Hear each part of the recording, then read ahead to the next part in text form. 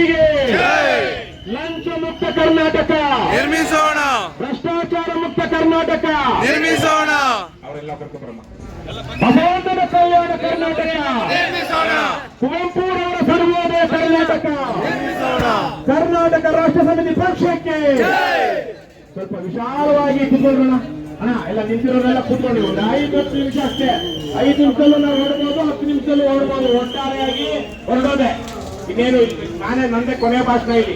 ಹಾಗಾಗಿ ಎಲ್ಲ ಶಿಸ್ತಿನ ಸಿಪಾಯಿಗಳು ಟಿ ಶರ್ಟ್ ಹಾಕೊಂಡು ಬಂದಿರಲ್ಲ. ಶಿವಶಂಕರ್ ಬಂದ್ರಣ, ಸ್ವಲ್ಪ ಈ ಕಡೆ ಬಂದ್ರಪ್ಪ. ನಮ್ಮ ಪಕ್ಷದಲ್ಲಿರೋರು ಇವತ್ತು ಪ್ರತಿಭಟನೆ ಬೆಂಬಲಿಸಿರೋರೆಲ್ಲ ದಯವಿಟ್ಟು ರಾಷ್ಟ್ರ ಸಮಿತಿ ಪಕ್ಷದ ರಾಜ್ಯ ಪ್ರಧಾನ ಕಾರ್ಯದರ್ಶಿಗಳಾದ ದೀಪಕ್ ಸಿಎನ್ ಅವರೇ, ಪಕ್ಷದ ಉಪಾಧ್ಯಕ್ಷರುಗಳಾದ ಮಂಜುನಾಥ್, ಸೋಮಸುಂದರ್, ರಘು ಜಾನಗಿರಿ, ಜ್ಞಾನಸಿಂಧು ಸ್ವಾಮಿ ಅವರೇ, ಇವತ್ತಿನ ಹೋರಾಟವನ್ನು ಬೆಂಬಲಿಸಿ ಬಂದಿರುವಂತಹ ಸಾಮಾಜಿಕ ಹೋರಾಟಗಾರರಾದ ವೆಂಕಟೇಶ್ ಅವರೇ, ಮಾಹಿತಿ ಹಕ್ಕು ಮತ್ತು ಸಾಮಾಜಿಕ ಹೋರಾಟಗಾರರ ವೇದಿಕೆಯ ಪ್ರತಿನಿಧಿಗಳೇ, ನಮ್ಮ ವಕೀಲರಾದಂತಹ ನರಸಿಂಹಮೂರ್ತಿ ಅವರೇ, ಇನ್ನು ಹಲವಾರು ಜನ ಬಹಳ ಜನ ಬೇರೆ ಬೇರೆ ಸಂಘಟನೆಯವರು ವೇದಿಕೆಯವರು ಇಲ್ಲಿ ಬಂದಿದ್ದಾರೆ. ಮತ್ತು ಕರ್ನಾಟಕದಲ್ಲಿ ಇವತ್ತು ಭ್ರಷ್ಟಾಚಾರದ ವಿರುದ್ಧ ಪ್ರಾಮಾಣಿಕವಾಗಿ ಹೋರಾಟ ಮಾಡ್ತಿರುವಂತಹ ಏಕೈಕ ಪಕ್ಷ ಕೆಆರ್ಎಸ್ ಪಕ್ಷದ ವತಿಯಿಂದ ರಾಜ್ಯದ ಮೂಲೆ ಮೂಲೆಗಳಿಂದ ಇಲ್ಲಿಗೆ ಸ್ವಯಂ ಪ್ರೇರಿತವಾಗಿ ಬಿರಿಯಾನಿಗಲ್ಲ, ಹಣಕ್ಕಲ್ಲ, ಹೆಂಡಕ್ಕಲ್ಲ, ಸ್ವಯಂ ಪ್ರೇರಿತವಾಗಿ ತಾವಾಗಿಯೇ ತಾವು ಬಂದಿರುವಂತಹ ನಾಡ ಪ್ರೇಮಿ ಸೈನಿಕರೇ, ಸೇನಾನಿಗಳೇ, ಇವತ್ತು ನಾವು ವಿಧಾನಸೌಧ ಚಲೋ ಅಂತ ಕಾರ್ಯಕ್ರಮವನ್ನು ಹಮ್ಮಿಕೊಂಡಿದ್ದೀವಿ. ಇವತ್ತು ಕರ್ನಾಟಕದಲ್ಲಿ ಭ್ರಷ್ಟ ದುರಾಚಾರದ ದುರಾಡಳಿತ ಕೊಡ್ತಿರುವಂತಹ ಪಕ್ಷ ಯಾವುದು? ಕಾಂಗ್ರೆಸ್ ಪಕ್ಷ. ಇವತ್ತು ವಿರೋಧ ಪಕ್ಷವಾಗಿ ಏನು ಶಾಸಕರಿಗೆ, ವಿರೋಧ ಪಕ್ಷದ ನಾಯಕರಿಗೆ ಸಚಿವ ಸ್ಥಾನಮಾನ ಏನಂತಾರೆ ಅದನ್ನ ಅಲ್ವಾ, ಏನಪ್ಪ, ಕ್ಯಾಬಿನೆಟ್ ದರ್ಜೆ, ಕನ್ನಡದಲ್ಲಿ ಏನಂತಾರೆ, ಸಂಪುಟ ದರ್ಜೆ ಸ್ಥಾನಮಾನ ಒಬ್ಬ ಮಂತ್ರಿಗಿರುವಂತಹ ಅಧಿಕಾರ ವಿರೋಧ ಪಕ್ಷದ ನಾಯಕನಿಗಿರುವಂತಹದ್ದು. ಅಲ್ಲಿ ಕೌನ್ಸಿಲ್ ಅಲ್ಲಿ, ಅಸೆಂಬ್ಲಿನಲ್ಲಿ ಯಾವ ಪಕ್ಷಕ್ಕಿದೆ ಇವತ್ತು? ಯಾವುದಕ್ಕೆ? ಭಾರತ್ ಮಾತಾ ಕಿ. ಅಷ್ಟಕ್ಕೆ ಅದು ನಿಜವಾದ ಭಾರತ ಮಾತೆ, ಕರ್ನಾಟಕ ಮಾತೆ ಅವ್ರ ಹೃದಯದಲ್ಲಿಲ್ಲ. ಇನ್ನೊಂದು ಮೊನ್ನೆ ಜೆಡಿಎಸ್ ಬಗ್ಗೆ ಮಾತಾಡೋದಕ್ಕೆ ನನ್ಗೆ ಅಸಹ್ಯ ಅನ್ಸುತ್ತಪ್ಪ. ಆದ್ರೆ ಅದೊಂದು ಪಕ್ಷ ಇದೆ ಅಲ್ವೇಣ್ಣ, ಅವರೊಂದು 25-30 ಜನ ಸೇರಿದ್ರೆ, MLA-MLC-ಗಳೆಲ್ಲ ಸೇರಿದ್ರೆ ಯಾರಾದ್ರೂ ಧರಣಿ ಪ್ರತಿಭಟನೆ ಮಾಡ್ತಿದ್ದಾರೆ ಅಂದ್ರಪ್ಪ. ಕಳೆದ 20 ದಿವಸಗಳಿಂದ ಒಂದು ಹಲ್ಕ ಕೆಲಸಗಳೆಲ್ಲ ಲೋಕಾಯುಕ್ತದಲ್ಲಿ ನಡೀತಿರೋದು ಜನರು ಗಮನಕ್ಕೆ ಬಂದಿದೆ. ಈ ರಾಜ್ಯದ ಅಬಕಾರಿ ಸಚಿವನೇ ಲೋಕಾಯುಕ್ತದ SP-ಯನ್ನ ಜೊತೆಗಿಟ್ಟುಕೊಂಡು ತನ್ನ ಎಕ್ಸೈಸ್ ಡಿಪಾರ್ಟ್ಮೆಂಟ್ ನ ಅಧಿಕಾರಿಗಳಿಂದ ಹಫ್ತಾ ವಸೂಲಿ ಮಾಡ್ತಾನೆ ಅಂತ ವರದಿಗಳು ಬರ್ತಾ ಇದೆ. ಬಿಜೆಪಿ JDS ನ ಯಾವನಾದ್ರೂ ಅದ್ರ ಬಗ್ಗೆ ಧ್ವನಿ ಎತ್ತಿ ಎಲ್ಲಾದ್ರೂ ಪ್ರತಿಭಟನೆ ಮಾಡಿದ್ದಾರೆ ಅನ್ರಯ್ಯ?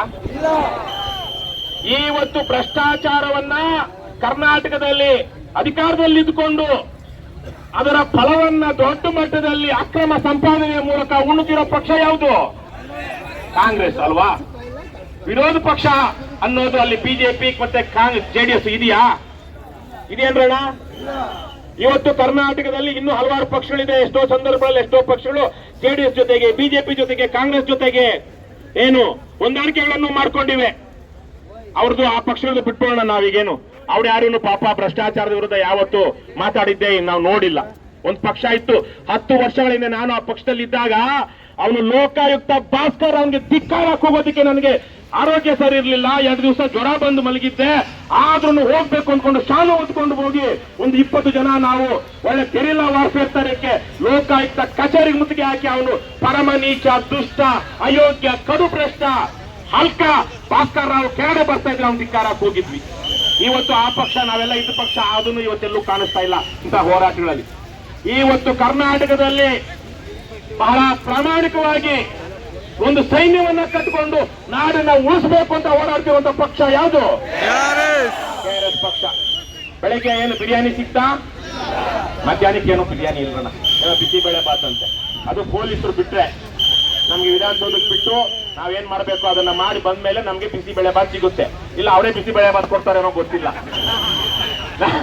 ನಾನು ನಮ್ಮವ್ರಿಗೆ ಎಲ್ರಪ್ಪ ಸೀಟಿ, ಬಾಯಲ್ಲಿ ಸೀಟಿ, ಕೈಯಲ್ಲಿ ಲಾಠಿ. ಯಾಕೋ ಇವತ್ತು ನಮ್ಮವ್ರು ನಾನು ಯೋಚನೆ ಮಾಡ್ತಾ ಇದ್ದೆ, ನಾವೆಲ್ಲಾ ಕಾರ್ಯಕ್ರಮಗಳಲ್ಲಿ ಲಾಠಿ ಇಟ್ಕೊಳ್ಬೇಕು. ಯಾಕಂದ್ರೆ ಪೊಲೀಸರು ನನಗೆ ಬೇರೆಯವ್ರು ಯಾರಿಗೂ ಹೇಳೋದಿಕ್ ಹೋಗೋದಿಲ್ಲ, ನನಗೂ ಸೇರ್ತದೆ, ನಮ್ಮ ಪಕ್ಷದಲ್ಲಿರೋರು ಎಲ್ರಿಗೂ. ಕಳೆದ 10 ವರ್ಷಗಳ ಹೋರಾಟದಲ್ಲಿ ನಾವು ಕೊಟ್ಟಿರೋ ಕಂಪ್ಲೇಂಟ್ ಅಲ್ಲಿ ನಮ್ಮ ಮೇಲೆ ಆಗಿರುವ ಅನ್ಯಾಯ ದೌರ್ಜನ್ಯದ ಕೇಸಲ್ಲಿ ನ್ಯಾಯ ಕೊಡಿಸಿರುವಂತ ಒಬ್ಬ ಪೊಲೀಸ್ ಮಗ ಅಥವಾ ಮಗಳು ಈ ರಾಜ್ಯದಲ್ಲಿಲ್ಲ. ಅವನು ಯಾವನಾಗಿರ್ಲಿ ಒಬ್ಬರು ನಾವು ಎಷ್ಟು ಜನ ಹತ್ರ ದೂರು ಕೊಟ್ಟಿದ್ದೀವಿ, ನಮ್ಮ ಮೇಲೆ ದೌರ್ಜನ್ಯ ಅಕ್ರಮ ಆಗಿದೆ, ಇಲ್ಲಿ ಮೋಸ ಆಗಿದೆ, ಚುನಾವಣಾ ಅಕ್ರಮ ಆಗ್ತಾ ಇದೆ, ಇನ್ನೊಂದು ಆಗ್ತಾ ಇದೆ ಅಂತೇಳಿ ಕಂಪ್ಲೇಂಟ್ ಕೊಟ್ರೆ ಈ ಸಿಂಗಮ್ಗಳು ಅದನ್ನ ಕುಂಡಿಕಾಗಡೆ ಹಾಕಿಟ್ಕೊಂಡು ನಾವು ಹೋದ್ಮೇಲೆ ಬಿಸಾಕಿರ್ತಾರೆ. ನಮ್ಮ ಮೇಲೆ ನೂರಾರು ಸುಳ್ಳು ಕೇಸುಗಳು ಹಾಕಿದ್ದಾರೆ. 106 ಏನು ದಂಡಿಗೆ ಎದುರ್ಲಿಲ್ಲ, ದಾಳಿಗೆ ಎದುರ್ಲಿಲ್ಲ, ದಾಸಪ್ಪನ ಗಲ್ಗಂಟೆಗೆ ಎದುರ್ತೀವ? ನಾನು ಪೊಲೀಸರಿಗೆ ಹಲವಾರು ಸಂದರ್ಭದಲ್ಲಿ ಹೇಳ್ತಾ ಇದ್ದೀನಿ, ಒಂದು ಪ್ರಕರಣದಲ್ಲಿ ನಾನು ಕೊಟ್ಟಿರೋ ಕಂಪ್ಲೇಂಟ್ ಅಲ್ಲಿ, ನಮ್ಮವ್ರು ಕೊಟ್ಟಿರೋ ಕಂಪ್ಲೇಂಟ್ ಅಲ್ಲಿ ನೀವು ನ್ಯಾಯ ಒದಗಿಸಿರುವಂತ ಸಾಕ್ಷ್ಯ ಕೊಡ್ರಯ್ಯ ಅಂತ ಕೊಟ್ಟಿದ್ದಾರೆ ಏನ್ರಪ್ಪ. ಅದೇ ನಮ್ಮ ಮೇಲೆ ಸುಳ್ಳು ದೂರುಗಳನ್ನ ಒಬ್ಬೊಬ್ಬರ ಕತೆ ಹೇಳಿದ್ರೆ 106 ಕತೆಗಳು. ಅದೇ ಪೊಲೀಸರಲ್ಲಿ ಕೆಲವು ಭ್ರಷ್ಟರು ಲೋಕಾಯುಕ್ತದಲ್ಲಿದ್ದಾರೆ. ಇನ್ನು ಅವ್ರೇನ್ ನ್ಯಾಯ ಮಾಡ್ತಾರೇನಪ್ಪ? ಅವನೇನೋ ಶ್ರೀನಾಥ್ ಜೋಶಿ ಅನ್ನುವಂತವನು ಎಷ್ಟು ಮಾಡಬಾರದು ಅಕ್ರಮ ಮಾಡಿದ್ರೆ ಪಾಪ. ಅವರು ವಕೀಲರ ಸಂಘದ ಅಧ್ಯಕ್ಷರಾಗಿದ್ದವರು, ರಂಗನಾಥ್ ಆಗ್ಲೇ ಮಾತಾಡಿದ್ರಲ್ಲ, ವಕೀಲರ ಸಂಘದ ಅಧ್ಯಕ್ಷರಾಗಿದ್ದವರು ಇವತ್ತು ಹೈಕೋರ್ಟ್ ಅಲ್ಲಿ ಅವನಿಗೆ ಶ್ರೀನಾಥ್ ಜೋಶಿಗೆ ಅವ್ನು ನಿಂಗಪ್ಪ ಅನ್ನೋನಿಗೆ ಇದ್ದಕ್ಕಿದ್ದಂಗೆ ಇವ್ರ ಮೇಲೆ ನೀವು ಬಲವಂತದ ಕ್ರಮ ಜರುಗಿಸಬಾರದು ಅಂತ ಕೋರ್ಟ್ ಅಲ್ಲಿ ಆದೇಶಗಳು ಬರ್ತಾ ಇದೆ. ಈ ದೇಶದಲ್ಲಿ ಕಾನೂನು ಯಾರ ಪರ ಇದೆ? ಭ್ರಷ್ಟರ ಪರ, ಶ್ರೀಮಂತರ ಪರ, ಪ್ರಧಾನಿಗಳ ಪರ ಇದೆ. ಇದು ಮಹಾತ್ಮ ಗಾಂಧೀಜಿಗೆ ಮಾಡುವ ಅವಮಾನ, ಇದು ಸಂವಿಧಾನ ಶಿಲ್ಪಿ ಅಂಬೇಡ್ಕರ್ಗೆ ಮಾಡುವ ಅವಮಾನ, ಇದು ಭಾರತದ ಮೊಟ್ಟ ಮೊದಲ ಪ್ರಜಾಪ್ರಭುತ್ವವಾದಿ ಜವಾಹರಲಾಲ್ ನೆಹರು ಅವರಿಗೆ ಮಾಡುವ ಅವಮಾನ, ಇದು ಈ ದೇಶದ ಗೃಹ ಮಂತ್ರಿ ಆಗಿದ್ದ ಸರ್ದಾರ್ ಪಟೇಲ್ ಸೇರ್ಕೊಂಡು ಭಗತ್ ಸಿಂಗ್ ಸೇರಿದಂತೆ, ಸುಭಾಷ್ ಚಂದ್ರ ಬೋಸ್ ಸೇರಿದಂತೆ ಈ ದೇಶಕ್ಕಾಗಿ ಪ್ರಾಣ ತ್ಯಾಗ ಮಾಡಿದ, ಬಲಿದಾನವನ್ನ ಮಾಡಿದ ಸ್ವಾತಂತ್ರ್ಯ ಹೋರಾಟಗಾರರಿಗೆ ಮಾಡುವ ಅವಮಾನ. ಈ ನ್ಯಾಯಾಂಗ ಅನ್ನುವುದು ಬಂದಿರೋದು ನಮ್ಗೆ ಸಂವಿಧಾನ ಬಂದ ಮೇಲೆ, ಈ ಕಾರ್ಯಾಂಗ ಶಾಸಕಾಂಗ ಅನ್ನೋದು ಬಂದಿರೋದು ನಮ್ಗೆ ಸಂವಿಧಾನ ಬಂದ ಮೇಲೆ. ಆದ್ರೆ ಇವತ್ತಿನ ನ್ಯಾಯಾಂಗ ಶಾಸಕಾಂಗ ಮತ್ತು ಕಾರ್ಯಾಂಗದ ಅಡಿಯಾಳಾಗಿ ಯಾವನೋ ಒಬ್ಬ ಅಯೋಗ್ಯ, ಆ ಲಂಪಟ, ಲೋಪರು, ಲುಚ್ಚ, ನಾನು 8 ತಿಂಗಳು ತಿನ್ಬಿಟ್ಟಿದ್ದೀನಿ, ನನ್ನ ಮೇಲೆ ತನಿಖೆ ನಡೀತಾ ಇದೆ, ನೀವು ಇವ್ರಿಗೆ ತನಿಖೆ ಮಾಡೋದಿಕ್ಕೆ ನೀವು ತಡೆ ಕೊಡಿ ಅಂದ್ರೆ ಕೋರ್ಟ್ಗಳು ಇವತ್ತು ಆದೇಶ ಕೊಡ್ತೀವಿ. ನಾನು 7 ವರ್ಷನ 8 ವರ್ಷನ ಆಯ್ತು, ಒಂದು ದಿವಸ ಸತ್ಯಾಗ್ರಹ ಮಾಡಿದ್ವಿ ನಾವಿಲ್ಲಿ. ಏನು ಅವ್ರು ಯಾರು ಸುಬ್ಬಾರೆಡ್ಡಿ ಅವರು ಹೋಗ್ಬಿಟ್ರ ಇದಾರೆ ಪಾಪ. ಅವರು MLA ಆಗಿದ್ರು, ವಕೀಲ ಸಂಘದ ಅಧ್ಯಕ್ಷರೆಲ್ಲ ಆಗಿದ್ರು. ಅವರಾದಿಯಾಗಿ ಇವತ್ತು ಕಾಂಗ್ರೆಸ್ನ ಮಾಧ್ಯಮ ಏನಾಗಿದ್ದಾರೆ, ಅವರು ವಕ್ತಾರರಾಗಿರುವಂತ ರಮೇಶ್ ಬಾಬು ಸೇರಿದಂತೆ, KV ಧನಂಜಯ ಸೇರಿದಂತೆ, ರಾಜ್ಯದ ಬಾಲನ್ನು ಸೇರಿದಂತೆ, ನಮ್ಮ ನರಸಿಂಹಮೂರ್ತಿನೂ ಬಂದಿದ್ರು, ಹಲವಾರು ಜನ ವಕೀಲರು ಬಂದು ಮಾಧ್ಯಮ ಯಾವುದರಲ್ಲಿ ನ್ಯಾಯಾಂಗದಲ್ಲಿ ಅಕೌಂಟಬಿಲಿಟಿ, ಹೊಣೆಗಾರಿಕೆಯಿಂದ ಆಗ್ರಹಿಸಿ ಒಂದು ದಿವಸ ಪ್ರತಿಭಟನೆ ಮಾಡಿದ್ವಿ ನಾವು. ಇಡೀ ದೇಶದಲ್ಲಿ ಎಲ್ಲೂ ಮಾಡಿರಲಿಲ್ಲ. ನಾನು ಕೋರ್ಟ್ ಅಲ್ಲಿ ಸ್ವತಃ ಅನುಭವಿಸ್ತಾ ಇದ್ದೀನಿ. ಮುಂದಿನ ತಿಂಗಳು 5-6 ಕಡೆಗಳಲ್ಲಿ ಹೋಗ್ಬೇಕು ನಾನು, 9 ಕೇಸಲ್ಲಿ. ಎಲ್ಲಾ ಕೇಸುಗಳು ಮುಂದಿನ ತಿಂಗಳು ಜುಲೈಯಲ್ಲಿದೆ. ನಾವಿಷ್ಟೆಲ್ಲ ಇದ್ರು ಯಾಕೆ ನ್ಯಾಯಾಂಗವನ್ನ ಪ್ರಶ್ನೆ ಮಾಡ್ತಾ ಇದೀವಿ? ಯಾರು ಬೇರೆಯವ್ರು ಯಾಕೆ ಪ್ರಶ್ನೆ ಮಾಡ್ತಾ ಇಲ್ಲ? ಯಾಕೆಂದ್ರೆ ಇವತ್ತು ನ್ಯಾಯಾಂಗ ಲಾ ಏನದು, law is equal to everyone ಏನಂತ ರಜೆನೂ ಇದೆ, ಕಾನೂನು ಅಥವಾ ಎಲ್ರಿಗೂ ಸಮ, ಆದ್ರೆ ಕೆಲವರಿಗೆ ಹೆಚ್ಚು ಸಮ ಅಂತ. ಆ ತರಹ ಇವತ್ತು ನಮ್ಮ ನ್ಯಾಯಾಂಗ ವರ್ತನೆ ಮಾಡ್ತಿದೆ. ನಮಗೆ ಇವತ್ತು ಅತ್ತ ದರಿ ಇತ್ತ ಪುಲಿ ಅನ್ನೋ, ನಮಗೆಂದ್ರೆ ಯಾರಿಗೆ? ಕನ್ನಡಿಗರಿಗೆ, ಕರ್ನಾಟಕದ ಜನಕ್ಕೆ ಅತ್ತ ದರಿ ಇತ್ತ ಪುಲಿ. ಇವನು ಭ್ರಷ್ಟ, ಕಾಂಗ್ರೆಸ್ ಒಂದು ಸರಿ ಇಲ್ಲ ಅಂತ JDS ಬಿಜೆಪಿಗೆ, ಬಿಜೆಪಿ ಸರಿ ಇಲ್ಲ ಅಂತ ಕಾಂಗ್ರೆಸ್ JDSಗೆ. ಅದು ಏನು ತಗೊಂಡು? ಗಂಡಸರಿಗೆ ಲಿಕ್ಕರು, ಹೆಂಗಸರಿಗೆ ಕುಕ್ಕರು. ನೋಡ್ರಯ್ಯ ಇಲ್ಲೆಲ್ಲ ಕುಕ್ಕರು ಲಿಕ್ಕರು ಹಿಡಿದಿದೀವಿ ಅಂತ ಪೊಲೀಸರು ದೂರು ಕೊಟ್ರೆ ಅಲ್ಲಿ ನಮ್ಮ ಜಯನಗರದಲ್ಲಿ ಅವನೊಬ್ಬ ಹೋಮ್ ಮಿನಿಸ್ಟರ್ ಮಗಳು ನಿಂತಿದ್ರು ಆಗ ನಾನು ಎಲೆಕ್ಷನ್ ನಿಂತಾಗ ಇವರು ಪೊಲೀಸರೇ ಹೋಗಿ ಅದನ್ನ ಸಾಗಿಸ್ಬಿಟ್ರು ಕಳ್ರು ಹಿಂದೆ ಅವರೇನೆ ನಮ್ಮ ಮಂಜುನಾಥ್ಗೆ ಬೇಕಾದ್ರೆ ಒಂದು ಗಂಟೆ ಹೇಳ್ತಾರೆ ಆ ಕೇಸಲ್ಲಿ ಪೊಲೀಸರೇನೆ ಹೋಗಿ ನಮ್ಗಿಂತ ಮೊದಲು ಆ ಮನೆಗೆ ನಾವೇನು ಮನೆಗೆ ನುಗ್ಗಕ್ಕಾಗೋದಿಲ್ಲ ಅವರು ತನಿಖೆ ಎಲೆಕ್ಷನ್ ಟೈಮಲ್ಲಿ ನುಗ್ಗಬಹುದು ವಿಶೇಷ ಅಧಿಕಾರಿಗಳಿರುತ್ತೆ ವಾರಂಟ್ ಇಲ್ಲದೇನು ಕೆಲವೊಂದು ಪರಿಶೀಲನೆ ಮಾಡಬಹುದು ಆದ್ರೆ ಪೊಲೀಸರೇ ಹೋಗಿ ಹಿಂದ್ಗಡೆ ಬಾಗಿಲು ಇದ್ರೇನು ಕಿಟಕಿಯಿಂದ ಬಚಾವ್ ಮಾಡ್ಬಿಟ್ಟು ಇಂಥವ್ರ ಕನ್ನಡ ಇವತ್ತು ನಮ್ಮ ಪೊಲೀಸರು ನೀವು ಪೊಲೀಸರು ಸೇರಿದಂತೆ ಸರ್ಕಾರಿ ನೌಕರರು ಏನಿದ್ದೀರಾ ದೇಶದ ಒಳಗಡೆ ದೇಶವನ್ನ ಕಟ್ಟುವಂತಹ ಸೈನಿಕರು ಕಂಡ್ರಪ್ಪ ಅಂತ ನಾವು ಹೇಳ್ತಿದ್ದೀವಿ ಯಾವುದೋ ಒಂದು ಪೂರ್ವ ಜನ್ಮದ ಪುಣ್ಯದ ಫಲ ನಿಮ್ಗೆ ಇವತ್ತು ಸರ್ಕಾರಿ ನೌಕರಿ ಸಿಕ್ಕಿರೋದು ಆ ಪೊಲೀಸ್ ಹುದ್ದೆ ಅಥವಾ IAS IPS ಸರ್ಕಾರಿ ನೌಕರಿ ಸಿಕ್ಕಿರೋದು ಯಾಕೆಂದ್ರೆ ನೀವು ಮಾಡ್ತಿರೋದು ಯಾರ ಸೇವೆ ಜನತಾ ಜನರ ಸೇವೆ ಅದು ಏನು ಪುಕ್ಸಟ್ಟೆ ಮಾಡ್ತಿದ್ದೀರಾ ಪುಕ್ಸಟ್ಟೆ ಮಾಡ್ತಿದ್ದೀರಿ ಅಂದ್ರೆ ಇವತ್ತು 7th ಪೇ ಕಮಿಷನ್ ಬಂದ ಮೇಲೆ 17-18 ಸಾವಿರ ರೂಪಾಯಿ ಸಂಬಳ ಸಿಗ್ತಾ ಇರಲಿಲ್ಲ ಪೊಲೀಸರಿಗೆ ಇಲ್ಲಿರೋರಿಗೆ ಇದೇ ಜಾಗದಲ್ಲಿ ಏನ ಮನುಷ್ಯ ಜೈಲ್ಗೆ ಹೋದ್ರಲ್ಲ ಒಂದ್ಸಲ ಅರೆಸ್ಟ್ ಆಗಿ ಶಶಿಧರ್ ಒಬ್ಬ ಮಾಜಿ ಸೈನಿಕರು ಮಾಜಿ ಪೊಲೀಸರು ಅವರು ಪ್ರತಿಭಟನೆ ಮಾಡಿದ್ರು ನಾನು ಅದೇ ಸಂದರ್ಭದಲ್ಲಿ ಮಾಧ್ಯಮದಲ್ಲಿ ಚರ್ಚೆ ಆಗ್ತಿದ್ದಾಗ 16 ಕಡೆ ಪೊಲೀಸರ ಪರವಾಗಿ ಯಾಕಂದ್ರೆ ನಾನು ಜಯನಗರದಲ್ಲಿ ಅದಕ್ಕೆ ಇದು PTM ಲೇಔಟ್ ಅಲ್ಲಿ ಎಲೆಕ್ಷನ್ ನಿಂತಾಗ ನೋಡಿದೆ ಅಲ್ಲಿ ಕೋರಮಂಗಲದಲ್ಲಿ ಜಗಸಂದ್ರದಲ್ಲಿ ಆರ್ಗೋಡಿನಲ್ಲಿ ಇರುವಂತಹ ಪೊಲೀಸ್ ಕ್ವಾರ್ಟರ್ಸ್ ಅನ್ನುವಂತ ಸ್ಲಮ್ನ ಕಥೆನ ಸ್ಲಮ್ ಅದು ಆ ಸ್ಲಮ್ ಅಲ್ಲಿ ಈ ತರ ಪಾಪ ಇಷ್ಟೆಲ್ಲ ಪೊಲೀಸರು ಕಷ್ಟಪಟ್ಟು ಬದುಕ್ತಿದ್ದಾರೆ ಇವರು 15-20 ಸಾವಿರ ಸಂಬಳ ಕೊಟ್ರೆ ಇವರಿಗೆ ಬೆಂಗಳೂರಲ್ಲಿ ಯಾವ ತರಹದ ಗೌರವ ಘನತೆಯಿಂದ ಬದುಕುವಂತ ಆತ್ಮವಿಶ್ವಾಸ ಬರುತ್ತೆ ಇವರಿಗೆ ಸಂಬಳ ಜಾಸ್ತಿ ಆಗ್ಬೇಕು ಅವರು ಗೌರವ ಘನತೆಯಿಂದ SI ಗೆ ಸಿಗುವಂತಹ ಎಲ್ಲ ತರಹದ ಪರ್ಕ್ಸ್ ಅಂಡ್ ಬೆನಿಫಿಟ್ಸ್ ಇವರಿಗೆ ಯಾರಿಗೆ ಪ್ರತಿಯೊಬ್ಬ ಕಾನ್ಸ್ಟೇಬಲ್ಗೂ ಸಿಗಬೇಕು ಅಂತ ನಾನು 16 ಟಿವಿ ಡಿಬೇಟ್ಗಳಲ್ಲಿ ಹೇಳಿದ್ದೆ ಅವತ್ತು ಶಶಿಧರ್ ಅರೆಸ್ಟ್ ಆದಾಗ ನಾನು ಬರಬೇಕಾಗಿತ್ತು ನಾನು ಮನೆ ಬಿಡಬೇಕು ಅಷ್ಟೊತ್ತಿಗೆ ಇಲ್ಲಿ ಶಶಿಧರ್ ಅರೆಸ್ಟ್ ಆಗಿದ್ದಾರೆ ಅಂತ ಗೊತ್ತಾಯ್ತು ಕಾರ್ಯಕ್ರಮ ಇಲ್ಲಿ ಮುಗೀತು ಅಂತಿಲ್ಲ ಅಂದ್ರೆ ಅವತ್ತು ನಾನು ಇವ್ರ ಪರವಾಗಿ ಈ ಸರ್ಕಾರಿ ಅಧಿಕಾರಿಗಳ ಪರವಾಗಿ ಜೈಲ್ಗೆ ಹೋಗ್ಬೇಕಾಗಿತ್ತು ಆದ್ರೆ ಯಾಕೆ ಇವತ್ತು ಒಳ್ಳೆ ಸಂಬಳ ಸಿಗ್ತಾ ಇದೆ ಪೊಲೀಸರಿಗೆ ಈ ಕಾನ್ಸ್ಟೇಬಲ್ ಆದಂಗೆ ಕೇಳಿ 45-50 ಸಾವಿರ ರೂಪಾಯಿ ಸಂಬಳ ಇದೆ ಆದ್ರೆ ಇವತ್ತು ಹಾದಿ ಬೀದಿನಲ್ಲಿ ಸುಲಿಗೆ ಮಾಡ್ತಿದ್ದಾರೆ ನಮ್ಮ ಪೊಲೀಸರು ನಮ್ಮ ವ್ಯವಸ್ಥೆ ಇದನ್ನ ನಿಲ್ಲಿಸಬೇಕಾಗಿದ್ದಂತ ಪ್ರಶ್ನೆ ಮಾಡಬೇಕಾಗಿದ್ದಂತ ಭ್ರಷ್ಟರನ್ನ ಜೈಲು ಕಳಿಸಬೇಕಾಗಿದ್ದಂತ ಲೋಕಾಯುಕ್ತ ಸಂಸ್ಥೆಯಲ್ಲಿ ಇನ್ನೊಂದಷ್ಟು ಕಳ್ಳ ಪೊಲೀಸರು ಇನ್ನೊಂದಷ್ಟು ಏನು ನಿವೃತ್ತ ನ್ಯಾಯಾಧೀಶಗಳೆಲ್ಲ ಸೇರ್ಕೊಂಡು ಅವನು ಏನು ನಮ್ಮ ಹೈಕೋರ್ಟ್ ನ ಚೀಫ್ ಜಸ್ಟಿಸ್ ಆಗ್ಬಿಟ್ಟಿದ್ದ ಪರಮ ಕಳ್ಳ ಏನ್ ಅವನ ಹೆಸರು ಭಾಸ್ಕರ್ ಈ ತರಹ ವ್ಯವಸ್ಥೆ ಇವತ್ತು ಹಾಳಾಗಿರುವಾಗ ನಾವು ನೋಡ್ಕೊಂಡು ಸುಮ್ಮನೆ ಇರ್ಬೇಕಂದ್ರಣ ಬಿಜೆಪಿಗೆ ಓಟ್ ಹಾಕಿದ್ವಿ ಎಲ್ರು ವಿರೋಧ ಪಕ್ಷಕ್ಕೆ JDS ಓಟ್ ಹಾಕಿದ್ವಿ ಕಾಂಗ್ರೆಸ್ಗೆ ನಾವಂತೂ ಯಾರು ಹಾಕಿಲ್ಲ ನಾವು ಯಾರು ಹಾಕಿದ್ರಪ್ಪ ನೀವು ಯಾರು ಅಪ್ಪಿತಪ್ಪಿ ಅವತ್ತು ನಿಮ್ಮ ಕ್ಷೇತ್ರದಲ್ಲಿ ಒಂದು 8-10 ಕ್ಷೇತ್ರಗಳಲ್ಲಿ ನಮ್ಮ 20-25 ಕ್ಷೇತ್ರಗಳಲ್ಲಿ ನಮ್ಮ ಅಭ್ಯರ್ಥಿಗಳು ಇರಲಿಲ್ಲ ಅಲ್ಲಿ ಎಲ್ಲರೂ ಹಾಕಿರ್ಬೋದು ಕಾಂಗ್ರೆಸ್ ಬಿಜೆಪಿನ JDS ಯಾವ್ದೋ ಅವತ್ತಿಗೆ ಮಿಕ್ಕಾಗಿ KRS ಪಕ್ಷದ ಅಭ್ಯರ್ಥಿ ಇರೋ ಕಡೆ ತಾನೇ ನಾವು KRS ಪಕ್ಷದ ಅಭ್ಯರ್ಥಿಗೆ ಹಾಕಿರೋದು ಕಾಂಗ್ರೆಸ್ ಪಕ್ಷವನ್ನು ಬೆಂಬಲಿಸಿದವ್ರೆ ಕಾಂಗ್ರೆಸ್ ಪಕ್ಷಕ್ಕೆ ಓಟ್ ಹಾಕಿದವ್ರೆ ಕಾಂಗ್ರೆಸ್ ಪಕ್ಷ ಪರವಾಗಿ ಹೋರಾಟ ಮಾಡಿದವ್ರೆ ಇವತ್ತು ಕಾಂಗ್ರೆಸ್ ಪಕ್ಷ ಭ್ರಷ್ಟಾಚಾರ ಅಥವಾ ಮೋಸಗಾರ ಪಕ್ಷ ಅಂದ್ಕೊಂಡು ಧರಣಿ ಕೂಡ್ತಾ ಇದ್ದಾರೆ ನಮಗೊಂದು ಆತ್ಮವಿಶ್ವಾಸ ಒಂದು ನೆಮ್ಮದಿ ಪ್ರಾಮಾಣಿಕತೆ ಇದೆ ಯಾಕಂದ್ರೆ ನಾವು ಆ ತರ ಕೆಲಸ ಮಾಡಿಲ್ಲ ಕಳ್ಳರನ್ನ ಬೆಂಬಲಿಸ್ಬಿಟ್ಟು ಭ್ರಷ್ಟರನ್ನ ಬೆಂಬಲಿಸ್ಬಿಟ್ಟು ಆಮೇಲೆ ಇವರು ಇವತ್ತು ನ್ಯಾಯ ಕೊಡಿ ಅವ್ರ ಜೊತೆ ಲವಿ ಡವಿ ಆಡ್ಕೊಂಡು ನ್ಯಾಯ ಕೊಡಿ ಅಂದ್ರೆ ಕೊಡ್ತಾರಾ ಕೊಡಲ್ಲ ಇದು ತಿಳ್ಕೋಬೇಕು ಜನ ಇವತ್ತು ನಾವು ಅದೇ ಕಾರಣಕ್ಕಾಗಿನೇ ಸೋಲು ಗೆಲುವು ಮಾನವೋ ಅವಮಾನವೋ ಸನ್ಮಾನವೋ ಏನ್ ಮಾಡ್ತಿದೀವಿ ಹೋರಾಟ ಮಾಡ್ತಾ ಇದೀವಿ ಧೈರ್ಯದಿಂದ ಹೋರಾಟ ಮಾಡ್ತಾ ನಮ್ಮ ತನವನ್ನ ನಾವು ಉಳಿಸ್ಕೊಂಡಿದೀವಿ ಯಾವನ ಬೂಟ್ ನೆಕ್ಕಿಲ್ಲ ಯಾವನ ಹಿಂದೆ ಹೋಗಿಲ್ಲ ಪರಮ ಭ್ರಷ್ಟರಿಗೆ ದುಷ್ಟರಿಗೆ ಅವನು ರಾಕ್ಷಸ ಅಂತ ಗೊತ್ತಿದ್ರು ಅಂತ ರಾಕ್ಷಸರ ಪರವಾಗಿ ನಾವು ಜೊತೆಗೆ ನಿಂತಿಲ್ಲ ನಾವು ನಿಂತಿರೋದು ನಾವು ಪಾಂಡವರು ಇಲ್ಲ ನಾವು ಪಾಂಡವ್ರ ಜೊತೆ ನಿಂತಿದ್ದೀವಿ ಹೊರತು ದುರ್ಯೋಧನನ ಆಸ್ಥಾನಕ್ಕೆ ಹೋಗಿ ನಾವು ದೊಡ್ಡ ಸಲ ಹೊಡೆದಿದ್ದೀವೇನ್ರಪ್ಪ ಇಲ್ಲ ಇವತ್ತು ಈಗ ನಮ್ಮ ಮುಂದೆ ಒಂದು ಸವಾಲಿದೆ ಎಷ್ಟೋ ಮಾಧ್ಯಮಗಳು ಪಾಪ ಇವತ್ತೊಂದಷ್ಟು ಜನ ಮಾಧ್ಯಮದವರು ಬಂದಿದ್ದಾರೆ ಸಹಕರಿಸ್ತಾ ಇದ್ದಾರೆ ಕರ್ನಾಟಕ ರಾಷ್ಟ್ರ ಸಮಿತಿ ಪಕ್ಷ ರಾಜ್ಯಾದ್ಯಂತ ಮಾಡ್ತಿರೋ ಎಷ್ಟೋ ಹೋರಾಟಗಳು ಇನ್ನೂ ಚೆನ್ನಾಗಿ ಮಾಧ್ಯಮಗಳಲ್ಲಿ ವರದಿ ಆಗ್ಬೇಕಾಗಿತ್ತು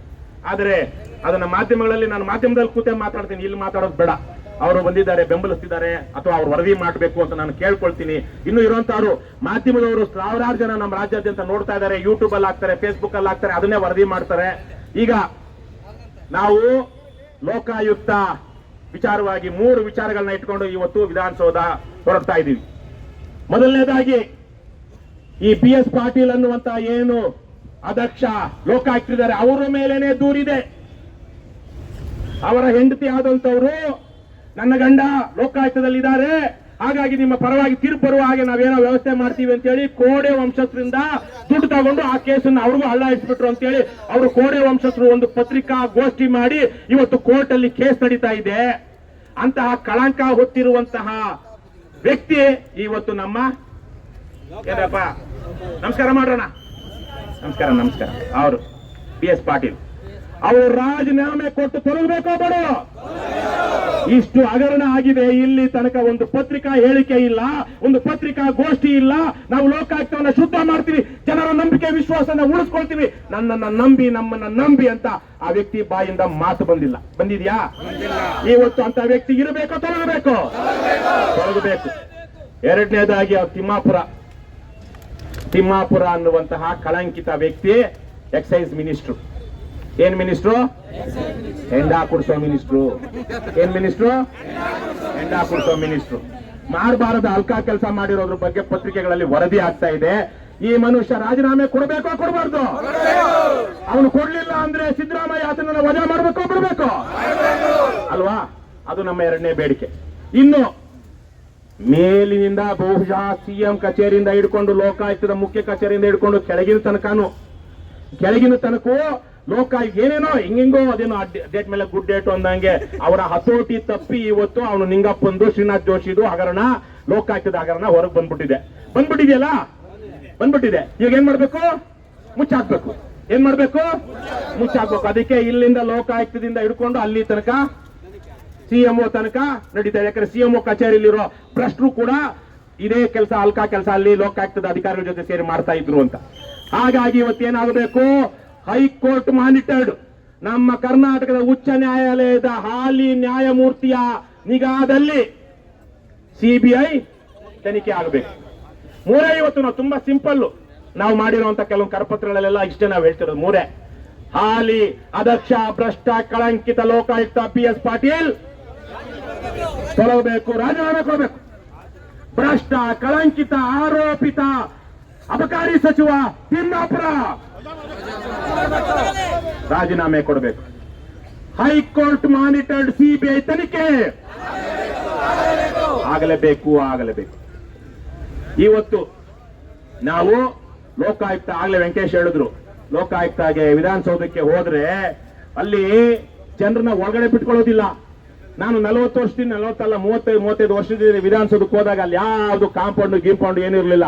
ಆ ಮೆಟ್ಲುಗಳು ಮೊನ್ನೆ ಅವ್ರು ಯಾರಿಗೋ ತಮ್ಮ ತೆವಲಿಗೆ ಸನ್ಮಾನ ಮಾಡಿದ್ರಲ್ಲ, ಅದೇನು JCBಗೋ RCBಗೋ JCB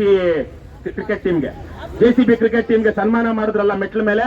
ಅದೇ ಮೆಟ್ಲ ಮೇಲೆ ನಾನು ಹೈಸ್ಕೂಲ್ ಹುಡುಗ ಆಗಿದ್ದಾಗ ನಮ್ಮ ಹೈಸ್ಕೂಲಿಂದ ಬಂದಾಗ ಅದ್ರ ಮೇಲೆ ಎಲ್ಲ ಓಡಾಡಿ ವಿಧಾನಸೌಧ ಏನಪ್ಪ ಇಷ್ಟು ದೊಡ್ಡ ಕಟ್ಟಡ, ಬೆಂಗಳೂರಲ್ಲಿ ಆವತ್ತಿನ ಸಮಯಕ್ಕಂತ ದೊಡ್ಡ ಕಟ್ಟಡ ಇರಲಿಲ್ಲ, ಏನಪ್ಪ ಇಷ್ಟು ಅಲ್ಲಿಂದ ಹಿಡಿದು ಇಲ್ಲಿ ತನಕ ಇದೆ ಅಂತ ರೋಮಾಂಚಿತನಾಗಿದ್ದೆ. ಇವತ್ತು ಬಿಡ್ತಾರ ನಿಮ್ಮನಲ್ಲಿ? ನೀವು ಭ್ರಷ್ಟ ಪಕ್ಷಗಳಾಗಿದ್ರೆ ನಿಮ್ಮ ಅಪ್ಪನೋ ಅಮ್ಮನೋ ಅತ್ತಿಗೆನೋ ಅಣ್ಣೊಬ್ಬರ ಯಾರೋ ರಾಜಕಾರಣಿಗಳಾಗಿದ್ರೆ ಅಲ್ಲಿಗೆ ಹೋಗ್ಬೋದು. ಯಾರು ರಾಜ್ಯದ ಕೆಲವೇ ಜನರಿಗೆ ಅವಕಾಶ. ಎಲ್ಲ ವಿಧಾನಸೌಧಕ್ಕೂ ಗೆಟ್ಟು ಒಳಗಡೆ ಬಿಡೋದಿಲ್ಲ. ಲೋಕಾಯುಕ್ತ ಕಚೇರಿಗಂತೂ ಒಳಗಡೆ ಹೋಗ್ಬೇಕು ಅಂದ್ರೆ ನಿಮ್ದು ಅಂಡರ್ವೇರು ಕೂಡ ಚೆಕ್ ಮಾಡ್ತಾರೆ. ಹೆಂಗೆ ಅಂಡರ್ವೇರ್ ಚೆಕ್ ಮಾಡೋದು? ಸ್ಕ್ಯಾನ್ ಮಾಡ್ತಾರೆ, ಆಗುತ್ತಲ್ವಾ? ಅಂತ ಅಂಡರ್ವೇರ್ ಅಲ್ಲೂ ಒಬ್ಬ ಚಾಕು ಇಟ್ಕೊಂಡು ಹೋಗ್ಬಿಟ್ಟಿದ್ದ ಲೋಕಾಯುಕ್ತಕ್ಕೆ ಅಲ್ವಾ? ಲೋಕಾಯುಕ್ತಕ್ಕೆ ಒಬ್ಬ ಅಂತ ಅಂಡರ್ವೇರ್ ಅಲ್ಲೂ ಚಾಕು ಇಟ್ಕೊಂಡು ಹೋಗಿ ಲೋಕಾಯುಕ್ತನಿಗೆ ಅಲ್ಲಿದ್ದ ಆಗಿನ ಭ್ರಷ್ಟ ಲೋಕಾಯುಕ್ತನಿಗೆ ಚಾಕು ಹಾಕ್ಬಿಟ್ಟಿದ್ದ. ಇನ್ನು ಜೈಲಲ್ಲಿ ಇರ್ಬೇಕು ಅವನು. ಯಾವ ಕಚೇರಿಗಳು ಜನರನ್ನ ಬನ್ನಿ ನಿಮ್ಮ ಜೊತೆಗೆ ನಾವಿದ್ದೀವಿ, ಧೈರ್ಯದಿಂದ ಬನ್ನಿ, ಭ್ರಷ್ಟರ ವಿರುದ್ಧ ದುಷ್ಟರ ವಿರುದ್ಧ ಅವರೆಷ್ಟೇ ಪ್ರಭಾವಿಗಳಾಗಿರ್ಲಿ ಅವರ ವಿರುದ್ಧ ನೀವು ದೂರು ಕೊಟ್ಟರೆ ನಾವು ನಿಮ್ಮ ಜೊತೆಗೆ ನಿಂತು ನಿಮ್ಗೆ ನ್ಯಾಯ ಕೊಡಿಸಿ ಭ್ರಷ್ಟರನ್ನ ಜೈಲುಗಟ್ಟುತ್ತೀವಿ ಅಂತ ಧೈರ್ಯ ಕೊಡಬೇಕಾಗಿದ್ದ ಲೋಕಾಯುಕ್ತ ಸಂಸ್ಥೆ ಇವತ್ತು ಇಲ್ಲೇನು ಜನ ಪೊಲೀಸ್ ಇದ್ದಾರೆ, ಇದ್ರ 4 ಪೊಲೀಸರು ಕಾವಲು ಕಾಯ್ತಾ ಇದ್ದಾರೆ. ಲೋಕಾಯುಕ್ತ ಕಚೇರಿಯನ್ನ, ವಿಧಾನಸೌಧವನ್ನ ಇಷ್ಟು ಜನ ಕಾವಲು ಕಾಯ್ತಾ ಇದ್ರೆ ಇದು ಪ್ರಜಾಪ್ರಭುತ್ವವೋ ಸೇನಾಡಳಿತವೋ? ಏನಣ್ಣ? ಪೊಲೀಸ್ ರಾಜ್ಯ, ಇದು ಪ್ರಜಾಪ್ರಭುತ್ವ ಅಲ್ಲ. ಹಾಗಾಗಿ ಇವತ್ತು ನಾವು ನಮ್ಮ ಪಾಡಿಗೆ ನಾವು ವಿಧಾನಸೌಧಕ್ಕೆ ಯಾರಪ್ಪಂದದು? ನನ್ನ ಅಪ್ಪಂದು, ನಿಮ್ಮ ಅಪ್ಪಂದು, ಅವರ ಅಪ್ಪಂದು, ಇನ್ನೊಬ್ಬ ಅಪ್ಪಂದು, ಎಲ್ರದು ಎಲ್ಲ ನಮ್ಮ ಅಪ್ಪಂದು ಅಷ್ಟೇ ಅಲ್ಲ, ನಂದೂನು ಅಲ್ವೇನ್ರಣ? ಬರೀ ನಮ್ಮ ಅಪ್ಪಂದು ಅಷ್ಟೇ ಅಲ್ಲ, ನಾನು ಈ ದೇಶದ ಪ್ರಜೆಯಾಗಿ ಹುಟ್ಟಿದ ಮೇಲೆ ನನಗೂ ಅಧಿಕಾರ ಇದೆ. ವಿಧಾನಸೌಧ ನಮ್ಮದು, ಲೋಕಾಯುಕ್ತ ನಮ್ಮದು, ಸಾರ್ವಜನಿಕ ಸಂಪತ್ತು ಈ ರಾಜ್ಯದ ಪ್ರತಿಯೊಬ್ಬ ವ್ಯಕ್ತಿದು, ಈ ದೇಶದ ಪ್ರತಿಯೊಬ್ಬ ವ್ಯಕ್ತಿದು. ಹಾಗಾಗಿ ಯಾರ್ದಾದ್ರು ಅದೇನೋ ಹೊಳೆ ನೀರಿಗೆ ಇನ್ಯಾವೊಂದು ದೊಣ್ಣೆ ನಾಯಕನ ಅಪ್ಪಣೆ ಬೇಕಾ? ಬೇಡ. ನಾವು ಪೊಲೀಸರಿಗೆ ಮನವಿ ಮಾಡ್ತಾ ಇದೀವಿ. ನಾವು ಮಹಾತ್ಮ ಗಾಂಧೀಜಿಯ ತತ್ವದಲ್ಲಿ ಸಿದ್ಧಾಂತದಲ್ಲಿ ನಂಬಿಕೆ ಇಟ್ಕೊಂಡು ಬಂದಿರುವಂತವ್ರು. ನಾವು ಅಸಹಕಾರ ಚಳವಳಿ ಬೇಕಾದ್ರೆ ಮಾಡ್ತೀವಿ, ಆದ್ರೆ ಹಿಂಸಾತ್ಮಕ ಹೋರಾಟಗಳನ್ನ ನಾವು ಮಾಡೋದಿಲ್ಲ. ಹಾಗಾಗಿ ನೀವು ನಮ್ಮನ್ನ ಗೌರವಿತವಾಗಿ ಲೋಕಾಯುಕ್ತ ಕಚೇರಿ ಮುಂದೆ KR ಸರ್ಕಲ್, ನಾನು ಅಲ್ಲೇ UVCಯಲ್ಲಿ ಓದಿದ್ದು, KR ಸರ್ಕಲ್ ಮುಂದೆ ಇರೋದು. ನಾನು ವಿದ್ಯಾಭ್ಯಾಸ ಮಾಡ್ತಾ ಇದ್ದಾಗ KR ಸರ್ಕಲ್ ಸುತ್ತ ಇದೇ ತರ ಟೆಂಟ್ ಹಾಕೊಂಡು ಪ್ರತಿಭಟನೆಗಳು ನಡೀತಿತ್ತಪ್ಪ. ಇವತ್ತು KR ಸರ್ಕಲ್ ಒಂದು ಕೋಟೆ, ಅಲ್ಲಿ ಯಾರನ್ನು ಹೋಗೋದಕ್ಕೆ ಬಿಡೋದಿಲ್ಲ. ಇನ್ನು ವಿಧಾನಸೌಧನ ಇಷ್ಟು ದೂರದಲ್ಲಿ ಯಾರು 144 ಸೆಕ್ಷನ್ ಸದಾ ಲಾಗೂನಂತೆ. ಏನು ಇದು ಪ್ರಜಾಪ್ರಭುತ್ವ? ಏನು ಪಾಪ ಸಿದ್ದರಾಮಯ್ಯ ಪ್ರಜಾಪ್ರಭುತ್ವವಾದಿ ಸಮಾಜವಾದಿ ಅಂತೇಳಿ ಒಂದಷ್ಟು ಕಾಂಗ್ರೆಸ್ ಬುದ್ಧಿಜೀವಿಗಳು ಕಾಂಬೋಜಿಗಳು ಏನು ಉತ್ತಾರೆ, ಸುತ್ತೂರಿ ಉತ್ತಾರೆ. ಆದ್ರೆ ವಿಧಾನಸೌಧಕ್ಕಿಂತ ಇಷ್ಟು ದೂರದಲ್ಲಿ ಪ್ರತಿಭಟನೆ, ಅದು ಸದ್ಯ ಇಲ್ಲಾದ್ರೂ ಸಾಕು ಕೊಡ್ತಾ ಇದ್ದಾರೆ. ಇಲ್ಲಾಂದ್ರೆ ಅಲ್ಲಿ ಕೊಟ್ಟಿದ್ರೆ ಅರಣ್ಯ ರೋಧನ ಆ ಕಡೆ ಅಲ್ಲಿ ಮಾಡ್ಕೊಂಡು ಹಂಗೆ ಹೋಗ್ಬಿಡ್ಬೇಕಿತ್ತು. ಹಾಗಾಗಿ ಇವತ್ತು ನಾವು ಲೋಕಾಯುಕ್ತದ ಮುಂದೆನೆ ವಿಧಾನಸೌಧಕ್ಕೆ ಹೋಗ್ತೀವಿ. ನಾವೇನು ಘೋಷಣೆಗೆ ಹೋಗೋದಿಲ್ಲ, ನಮ್ಮ ಪಾಡಿಗೆ ನಾವು ಹೋಗ್ತೀವಿ. ರಾಜ್ಯದ ಮೂಲೆ ಮೂಲೆಯಿಂದ ಜನ ಬಂದಿದ್ದಾರೆ. ವಿಧಾನಸೌಧದ ಮುಂದೆ ನಿಂತ್ಕೊಂಡು ಒಳ್ಳೆ ಫೋಟೋ ತಗೊಂಡು ಚೆನ್ನಾಗಿರುತ್ತಾ, ಚೆನ್ನಾಗಿಲ್ಲಪ್ಪ? ಅಲ್ಲಿ ಮಹಾತ್ಮ ಗಾಂಧೀಜಿ ಅಲ್ಲಿ ತನಕ ಹೋಗೋದಕ್ಕೆ 3 ಗಂಟೆ ಮೇಲೆ ಬಿಡ್ತಾರೆ. ಅಲ್ಲಿ ಹೋಗದೆ ಕಾದೇ ಇದ್ರು ಹೊರಗಡೆ ದೇಶದ ಮೊಟ್ಟ ಮೊದಲ ಪ್ರಧಾನಿ ಜವಾಹರಲಾಲ್ ನೆಹರು ಸಿಗ್ತಾರೆ. ಅದಾದ್ಮೇಲೆ ಇನ್ ಸ್ವಲ್ಪ ಮುಂದಕ್ಕೆ ಹೋದ್ರೆ ಸಂವಿಧಾನ ಶಿಲ್ಪಿ ಅಂಬೇಡ್ಕರ್ ಸಿಗ್ತಾರೆ. ಅಲ್ಲೆಲ್ಲ ಹೋಗಿ ಫೋಟೋ ತಗೊಳ್ಳೋದು ನಮ್ಮ ಹಕ್ಕು, ಹೌದು ಅಲ್ವೋ? ಹಕ್ಕನ್ನ ನಿರಾಕರಿಸುವಂತವನು ಏನು? ದ್ರೋಹಿ, ಜನದ್ರೋಹಿ, ಪ್ರಜಾಪ್ರಭುತ್ವ ದ್ರೋಹಿ, ಸಮಾಜ ದ್ರೋಹಿ ಅಲ್ವಾ? ಹಾಗಾಗಿ ಪೊಲೀಸರು ಅದೆಷ್ಟು ಸಂವಿಧಾನ ಓದಿದಾರೋ ಏನ್ ಕಥೆಯೋ ಗೊತ್ತಿಲ್ಲ. ನಾನು ಅವರ ಹಿರಿಯ ಅಧಿಕಾರಿಗಳಿಗೆ ಮನವಿ ಮಾಡ್ತೀನಿ, ಸ್ವಾಮಿ ನಾವು ಶಾಂತಿಯುತವಾಗಿ ಹೋಗ್ತೀವಿ, ಬೇಕಾದ್ರೆ ಘೋಷಣೆನೂ ಕೂಗಲ್ಲ, ಏನು ಇಲ್ಲ, ನಮ್ಮ ಪಾಡಿಗೆ ನಾವು ಹೋಗ್ತೀವಿ. ನಮ್ಮ ಒಂದು ನಿಯೋಗವನ್ನ ನೀವು ವಿಧಾನಸೌಧದ ಸಂಬಂಧಪಟ್ಟ ಯಾರೇ ಇರ್ಲಿ, ಆ ವಿಧಾನಸೌಧದ ಮೆಟ್ಟಿಲ ಹತ್ರ ಕೆಳಗೆ ಕೂತಿರ್ತಾರಲ್ಲ ಅಲ್ವಾ ದೀಪಕ್, ಅವ್ರು ಕೊಟ್ಟರು ಸಾಕಲ್ವಾ? ನಾವ್ ಯಾರು ಕೊಟ್ಟರು ನೀನು ಮುಖ್ಯಮಂತ್ರಿ ಹತ್ರ ಹೋಗಿ ಫೋಟೋ ಅಲ್ಗಿಂಚ್ಕೊಂಡು ಕೊಡೋ ತರ ನಾಟಕ ಆಡಿ ಫೋಟೋ ತಗೊಳ್ಳೋದು ದೊಡ್ಡದು ನಮ್ಗೆ ಯಾರಿಗೂ ಇಲ್ಲ. ಆ ತರ ಸ್ವಾಭಿಮಾನಹೀನರ ನಾವು. ಬಹಳ ಜನ ಹೋಗ್ತಾರೆ ಸುಮ್ಮನೆ ಏನೇನೋ ಲಿಂಕ್ಗಳನ್ನ ಬೆಳೆಸ್ಕೊಂಡು ಹೋಗ್ಬಿಡ್ತಾರೆ. ಅಲ್ಲಿ ಹೋಗಿ ಸಿದ್ದರಾಮಯ್ಯ ಹತ್ರನೋ ಇನ್ಯಾವನೋ ಮಂತ್ರಿ ಹತ್ರನ ಫೋಟೋ ಕೊಟ್ಬಿಟ್ಟು ಅಲ್ಗಿಂಚ್ಕೊಂಡು ಅದನ್ನೇ ಒಂದು ಹೋರಾಟ ಅಂತ ಹೇಳಿ ಹಾಕೊಂಡ್ಬಿಡ್ತಾರೆ. ನಾವು ಹೋಗಿ ಬಂದ್ವಿ ಮುಖ್ಯಮಂತ್ರಿ ಜೊತೆ ಲವಿ ಡವಿ ಮಾಡೋರೆಲ್ಲ ಇದೇ ತರ ಕೆಲಸ ಮಾಡ್ತಾರೆ. ನಾವು ಮಾಡ್ಬೇಕಾಗಿದ್ಯಾ? ನಮ್ಗೇನ್ ಬೇಕಾಗಿಲ್ಲ. ನಾವು ಮುಖ್ಯಮಂತ್ರಿ ಕಚೇರಿ ಒಬ್ಬ ಕಾರಕು ನನಗೆ ಕೊಟ್ಟು ಅಣ್ಣ ತಲುಪ್ಸಪ್ಪ ಇದನ್ನ ಮುಖ್ಯಮಂತ್ರಿಗೆ ಅಂತ ಹೇಳ್ತೀವಿ, ಅಷ್ಟೇ ತಾನೇನ್ರಪ್ಪ? ನಮ್ಗೆ ಯಾವ ಫೋಟೋನು ಬೇಕಾಗಿಲ್ಲ. ಕೊಡ್ತಾ ಇರೋದಕ್ಕೆ ಒಂದು ಸಾಕ್ಷಿಯಾಗಿ ಒಂದು ಫೋಟೋ ಕೆಟ್ಟ ಯಾರು ಕೊಡ್ತಾ ಇರ್ತೀವೋ ಪುಣ್ಯಾತ್ಮರಿಗೆ ಅವ್ರಿಗೆ ಅಣ್ಣ ಯಾವ ಸ್ವಲ್ಪ ಜಾಗ ಬರುತ್ತೆ. ಹಾಗಾಗಿ ದಯವಿಟ್ಟು ಪೊಲೀಸರು ಮಾರುತಿ ಅಂತ ಇಲ್ಲಿನ ಇನ್ಸ್ಪೆಕ್ಟರ್ ಸದರಿ ಇಲಾಖೆದು ನಾವು ಅವ್ರಿಗೆ ಕೇಳ್ಕೊಳ್ಳೋದು ಇಷ್ಟೇ. ಅವ್ರು ಬಿಡಲ್ಲ ಅಂದ್ರೆ ನಾವೇನ್ ಮಾಡ್ತೀವಿ ಪರಗು? ಅಲ್ಲಣ್ಣ,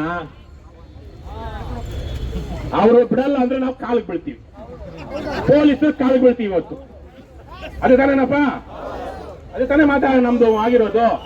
ನಾವು ಹೋಗ್ತೀವಿ, ಪೊಲೀಸರು ಇಲ್ಲ ನೀವು ಬರೋಂಗಿಲ್ಲ, ಇದು ಪೊಲೀಸ್ ರಾಜ್ಯ, ಪ್ರಜಾಪ್ರಭುತ್ವ ಇಲ್ಲ, ನಮ್ಮಲ್ಲಿ ಬೂಟಿ ಲಾಟು ಹುಷಾರು ಅಂದ್ರೆ ನಾವೇನ್ ಮಾಡ್ಬೇಕು? ಕಾಲು ಹಿಡ್ಕೊಂಡು ಮಲ್ಕೊಡ್ಬೇಕು, ಅದೇನ್ರಪ್ಪ? ಆಮೇಲೆ ಇಂಥ ಸಂದರ್ಭದಲ್ಲಿ ನಾನು ಪೊಲೀಸರಿಗೆ ಮನವಿ ಮಾಡ್ತೀನಿ, ವಿಶೇಷವಾಗಿ ನಮ್ಮ ವಿಡಿಯೋ ಯಾರು ಮಾಡ್ತಿದ್ದಾರೆ ದಯವಿಟ್ಟು ಅವ್ರನ್ನ ಯಾವ ಕಾರಣಕ್ಕೂ ಮುಟ್ಟಬೇಡ್ರಪ್ಪ. ಅವ್ರು ಬರೀ ಪತ್ರಕರ್ತರ ಜೊತೆಗೆ ಹೇಗೆ ಇವರು ನಮ್ಮ ಇವರು ಪತ್ರಕರ್ತ ಮಿತ್ರರಿದ್ದಾಗೆ ಅವರು ಒಂದು ವಿಡಿಯೋ ಮಾಧ್ಯಮ ತರಕ್ಕೆ ಅವರು ಇದ್ದಾರೆ. ಅವ್ರನ್ನ ಯಾರು ಮುಟ್ಬೇಡಿ. ಮಿಕ್ಕವ್ರನ್ನ ನೀವು ಎಳಿತಿರೋ ಬಡಿತಿರೋ ಮಾಡ್ತಿರೋ ಬಿಡ್ಲಿ, ರಾಜ್ಯ ಜನ ನೋಡ್ಲಿ ನೀವೇನ್ ಮಾಡ್ತೀರ ಅನ್ನೋದನ್ನ. ಅಷ್ಟೇ ನಾನು ಪೊಲೀಸಲ್ಲಿ ಮನವಿ ಮಾಡ್ತಿರೋ. ನಮ್ಮ ಪಕ್ಷದವರು ಆಗಿದ್ರು ಕ್ಯಾಮ್ರಾ ಇಟ್ಕೊಂಡಿದ್ದಾರೆ ಅಂದ್ರೆ ದಯವಿಟ್ಟು ಅವ್ರನ್ನ ನೀವು ಮುಟ್ಟಬೇಡಿ, ತಳ್ಳಬೇಡಿ. ಅವ್ರೇನು ವಿಧಾನಸೌಧಕ್ಕೆ ನಮ್ಮನ್ನ ಮೀರಿ ಹೋಗೋದಿಲ್ಲ. ನಾವು ಹೋದ್ರೆ ನಮ್ ಜೊತೆಗೆ ಬರ್ತಾರೆ, ನಾವೆಲ್ಲ ಹೋಗ್ತೀವಿ ಅಲ್ಲಿ ಬರ್ತಾರೆ. ಎಲ್ಲಿ ಬರ್ತಾರೆ? ಮಾಧ್ಯಮದವ್ರು ಮಾಡ್ಬೇಕಾದ್ರೆ ಕೆಲಸ ಅಷ್ಟೇ ತಾನೇ, ಅಲ್ಲಿ ಬರ್ತಾರೆ. ಅಷ್ಟಕ್ಕೆ ಅವಕಾಶ ಕೊಡಿ, ಅವ್ರಿಗೆ ಮುಟ್ಬೇಡಿ. ಮಿಕ್ಕ ಹಾಗೆ ನೀವು ಏನ್ ಮಾಡ್ತಿರೋ ಮಾಡಿ. ನಾನು ಆಗ್ಲೇ ಹೇಳಿದ್ದೀನಿ, ಕೇಳ್ಕೊಂಡಿದ್ದೀನಿ. ಸುಮ್ನೆ ಶಾಂತಿಯುತವಾಗಿ ನಾವು ಹೋಗ್ತೀವಿ ನಮ್ಮ ಪಾಡಿಗೆ. ಒಂದು ನಿಯೋಗ ಹೋಗುತ್ತೆ, ನಾನಂತೂ ಹೋಗಲ್ಲ. ನನಗೆ ಸಿದ್ದರಾಮಯ್ಯ ಜೊತೆ ಇನ್ನೊಬ್ಬರ ಜೊತೆ ಯಾರ ಜೊತೆ ಫೋಟೋ ತಗೊಳ್ಳೋದು ಅಥವಾ ಆಕೆ ಇನ್ನೇನೇನೋ ಆ ಥರದ್ದೇನಿಲ್ಲ. ನಮ್ಮ ಪಕ್ಷದಿಂದ ಒಂದು ನಿಯೋಗ ಹೋಗುತ್ತೆ, ಒಂದು ಅಧಿಕೃತವಾದ ಒಂದು ನಿಯೋಗ ಹೋಗುತ್ತೆ. ಅವರೇನೆ ನನ್ನನ್ನು ನಿಮ್ಮನ್ನು ಎಲ್ಲರನ್ನು ಅವ್ರು ಪ್ರತಿನಿಧಿಸ್ತಾರೆ. ನಾವು ರಾಜ್ಯದ ಮೂಲೆ ಮೂಲೆಯಿಂದ ಬಂದಿರುವಂತ ನಿಮ್ಮ ಜೊತೆಗೆ ನಾನು ಇರ್ತೀನಿ. ಹಾಗಾಗಿ ನಾವೆಲ್ಲರೂ ಈಗ ಸಿದ್ಧಾಗೋಣವಾ? ಶಾಂತಿ ಶಾಂತಿ ಶಾಂತಿ. ಆ ಕಡೆ ಯಾರು ಬರ್ತಾ ಇಲ್ವೇನ್ರಪ್ಪ?